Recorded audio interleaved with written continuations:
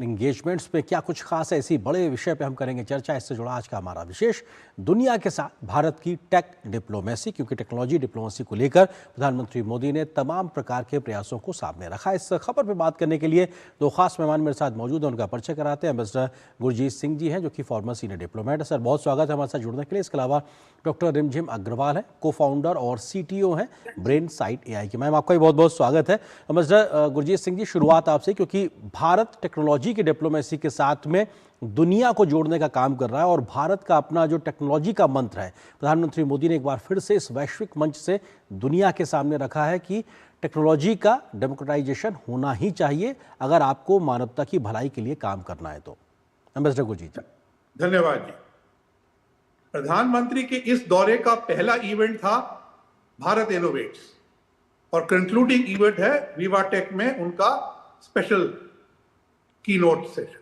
तो देखिए, पूरे दौरे में शुरू से लेके अंत तक AI और टेक्नोलॉजी सबसे आगे उभरती आई। ये हमारी इस समय की कूटनीति है। दूसरी बात जो आपने कही, जो प्रधानमंत्री के अभी बयान में भी मैंने सुनी, उन्होंने कहा कि मानवता की स्थिरता है, उसके बेस पे टेक्नोलॉजी आगे बढ़नी चाहिए, मानवता के हित में होनी चाहिए, मानवता की रक्षा करनी चाहिए और मानव के नियंत्रण में रहनी चाहिए। ये तीन बातें मैं कह उन्होंने बड़े स्पष्ट रूप से कही। जहां उन्होंने लोकतांत्रिकरण की बात की, मैं समझता हूं उसके दो पहलू। एक तो है कि जो लोकतांत्रिक शक्तियां हैं उनको आपस में भरोसा जताना चाहिए और एक दूसरे के AI क्षमता में बाधा नहीं बांधनी चाहिए, कभी हाँ कभी ना वाली नीति नहीं बनानी चाहिए। और दूसरी रही ग्लोबल साउथ, उसको पीछे नहीं रहना चाहिए।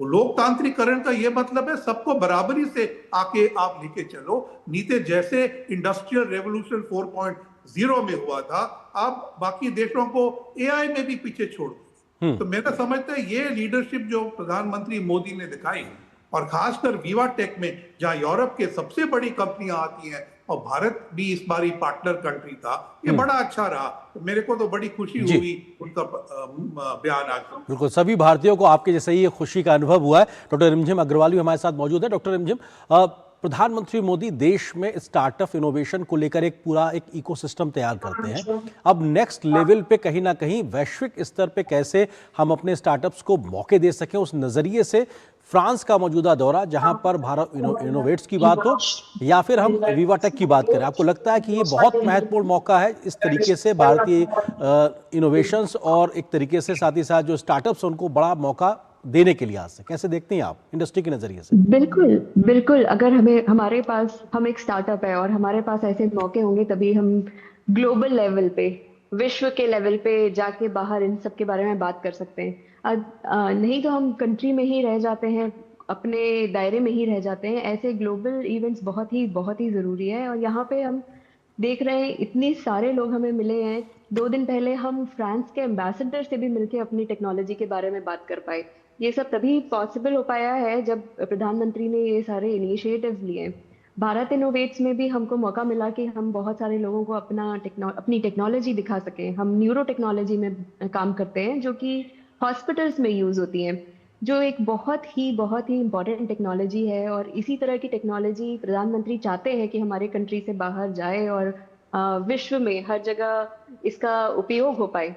तो इन सारी टेक्नोलॉजी को मंच तक के लाने के लिए बहुत ही जरूरी है कि हम ऐसे इनिशिएटिव्स में और प्रदर्शन कर पाए, और ये हमारा सौभाग्य है कि हम यहाँ तक पहुँच पाए। जी, गुरजीत जी, किस तरीके से प्रधानमंत्री के इस बात को आगे आप देखते हैं कि जब वो कहते हैं कि टेक्नोलॉजी ह्यूमैनिटी के लिहाज से होनी चाहिए, मानवता की भलाई के लिए होनी चाहिए, और भारत में AI का मतलब है ऑल इंक्लूसिव, यानी सबका समावेशन, सभी शामिल हों, तो अंतिम व्यक्ति तक एक तरीके से तकनीक का फायदा पहुंचे, उस पर बहुत ज्यादा एम्फेसिस दिखाई पड़ रहा है। जी, क्योंकि कई जगह शक पड़ रहा है कि AI और एथिक्स का जो एक संबंध होता है वो टूट रहा है या उसको बनने नहीं दिया जा रहा है।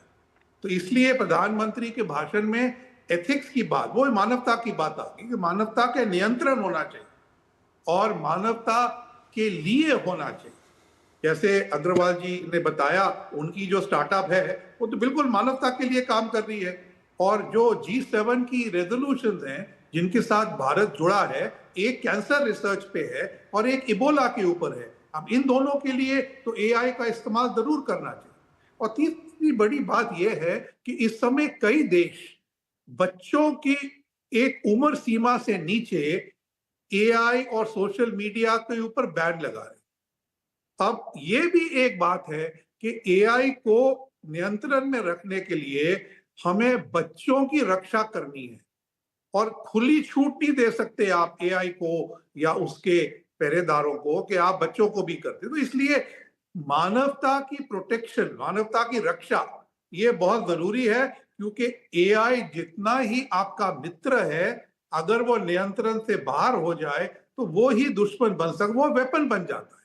इसलिए अमेरिका अब एआई को एक्सपोर्ट से या कॉन्ट्रैक्ट भरने से रोकता है, लेकिन ये भी एक सडन तरीके से नहीं होना, कोई नीति के हिसाब से होना चाहिए। और जब पार्टनरशिप बनती हैं उनको इतनी आसानी से तोड़ा नहीं जाना।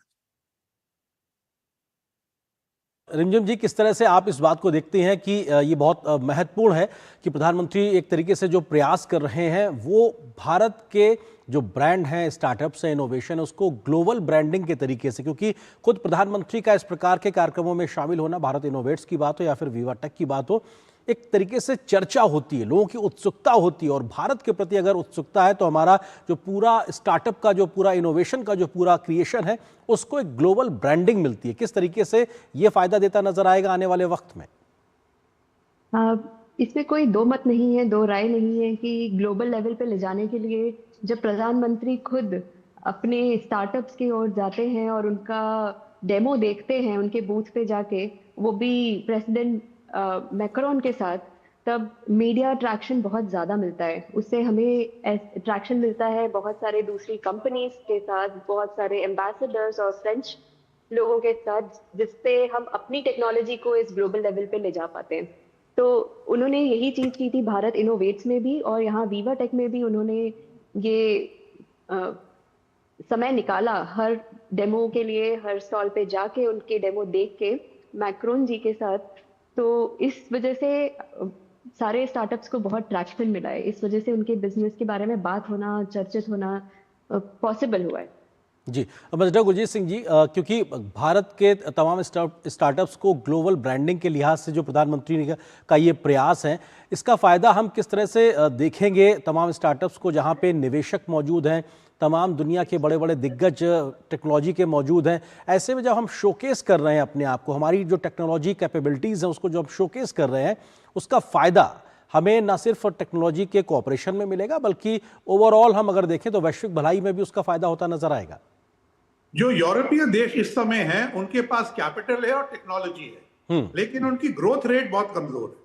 तो उनको अगर आगे तेजी से बढ़ना है तो भारत के हाथ जोड़ सकते हैं, साथ पार्टनरशिप बना सकते हैं। उसके साथ दोनों भारत का भी यूरोप का भी उत्थान होगा। और हम चीन नहीं है, क्योंकि हमारे साथ तो वैल्यूज मिलती हैं यूरोप की।